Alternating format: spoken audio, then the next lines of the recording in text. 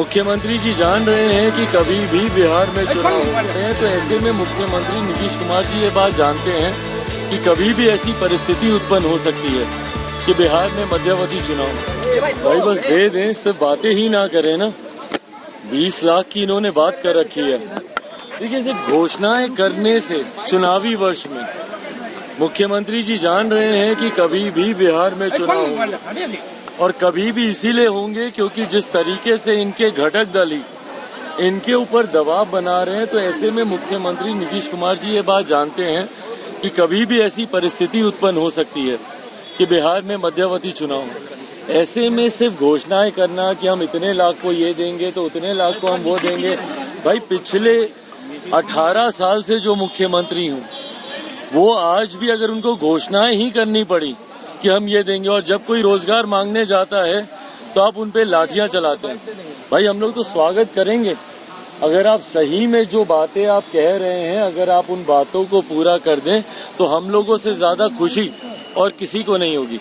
पर ये बातें आपकी सिर्फ बातें रह जाती हैं, इसीलिए बिहार की जनता आपके ऊपर विश्वास नहीं कर पाती। आपराधिक घटना बढ़ गई है, कोई रामचरितमानस लेके आते हैं तो कोई राम पे सवाल करा कर सदन में आते हैं तो कोई हनुमान। अब बताइए, ये सारी बातें करने वाली बातें हैं क्या?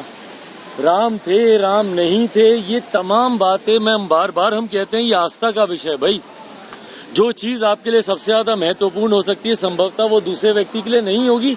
छोड़ दीजिए ना उस व्यक्ति की आस्था पर, क्यों किसी की भावना को आप ठेस पहुंचा रहे हैं? एक राजनीतिक दल होने के नाते सबकी भावनाओं का सम्मान करना आपका उत्तरदायित्व बनता है, और राजनेता होने के नाते जनता की सेवा करना आपका काम है ना कि इस तरीके की बातों को उछालकर किसी की भावना को ठेस पहुंचाना। क्या मिल जाएगा भैया ये सारी बातें बोल के कि राम बड़े थे, रावण बड़े थे? ये तमाम बातें करने का औचित्य क्या है, मतलब क्या है? आज की तारीख में भैया आप एक सरकार का हिस्सा हैं, आप लोगों को बेहतर स्वास्थ्य, बेहतर शिक्षा, बेहतर रोजगार कैसे दे, अपराध से कैसे आप लोगों को सुरक्षित रखें, ये जिम्मेदारी है ना आपकी। पूर्व मुख्यमंत्री रह चुके हैं आप, एक बड़ी जिम्मेदारी है आपकी। ऐसे में बिना मतलब की इस तरीके की बातों को कुरेद कर समाज में एक असंतोष पैदा करना कतई जायज नहीं है। आरजेडी नेता का अपहरण के बाद सवाल कानून व्यवस्था पूछ रहे हैं, हालांकि डॉक्टर भी लापता है, डॉक्टर संजीव जी तक नहीं मिले हैं। एक बार फिर से कहा जा रहा है कि भाई लालू यादव, जंगल राज वापसी हो गई, किडनैपिंग। भाई देखिए, जंगल राज नहीं पता क्या था, कैसा था जंगल राज। हम लोगों को मुख्यमंत्री नीतीश कुमार जी ने ही बताया था कि अरे 90 का दशक जंगल राज का दशक होता था।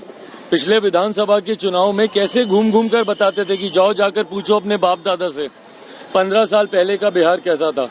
भाई आज की तारीख में जो 20 साल, 25 साल, 30 साल, 35 साल का युवा उसको नहीं पता, और उसको नहीं फर्क पड़ता कि 15 साल, 20 साल पहले का बिहार कैसा था। उसको फर्क इस बात से पड़ता है कि आज का बिहार कैसा है। और आज की तारीख में जो जंगल राज है, आए दिन आपराधिक घटनाएं जैसी घट रही हैं, ये अपने में दर्शाता है कि अगर सही मायनों में जंगल राज की कोई परिभाषा है तो वो आज की मौजूदा परिस्थिति। सदन में कल नीतीश कुमार को नोबेल पुरस्कार देने की मांग उठाई। अरे प्रभु, बढ़िया बात है। मांग करेंगे आप चाहते हैं क्योंकि मुख्यमंत्री लंबे भाई हम बोले हैं कि मुख्यमंत्री जी बस बिहार को बख्श दें, उसके बदले में उनको जो चाहिए देश दुनिया से ले लें। एमएलसी चुनाव की बात हो रही है, शिक्षक निर्वाचन क्षेत्र का। कहा जा रहा है कि आप ही की वजह से पशुपति पारस को टिकट नहीं दिया गया। भाई मैंने अपना विरोध जरूर दर्ज कराया था कि भाई अगर एक तरफ जहां गठबंधन की बातें हो रही हैं, और ऐसे में अगर किसी दूसरे को अगर इस तरीके से सीट देने की अगर बात की जाती है, मुझे इस चुनाव में चुनाव नहीं लड़ना था, इस बात को मैं स्पष्ट कर दूं। मात्र एक सीट को लेकर मैंने पहले भी कहा है कि एनडीए से गठबंधन की चर्चाएं चल रही हैं, पर जब तक तमाम बातें क्लियर नहीं हो जाती, Bihar first, Bihari first vision document को लेकर हो, लोकसभा की सीटों को लेकर हो, विधानसभा की सीटों को लेकर हो, तब तक किसी भी तरीके की गठबंधन की घोषणा करने का मतलब नहीं।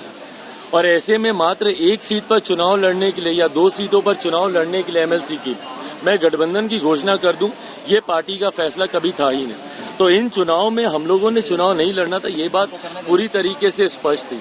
बट हाँ, जिन लोगों ने पार्टी को धोखा दिया है, उन लोगों को गठबंधन में रखकर उन लोगों को चुनाव लड़ाकर गठबंधन की बातें आगे बढ़े, ये भी संभव नहीं है। तेजस्वी यादव को लगातार समन भेजा जा रहा है, लेकिन तेजस्वी यादव को लगातार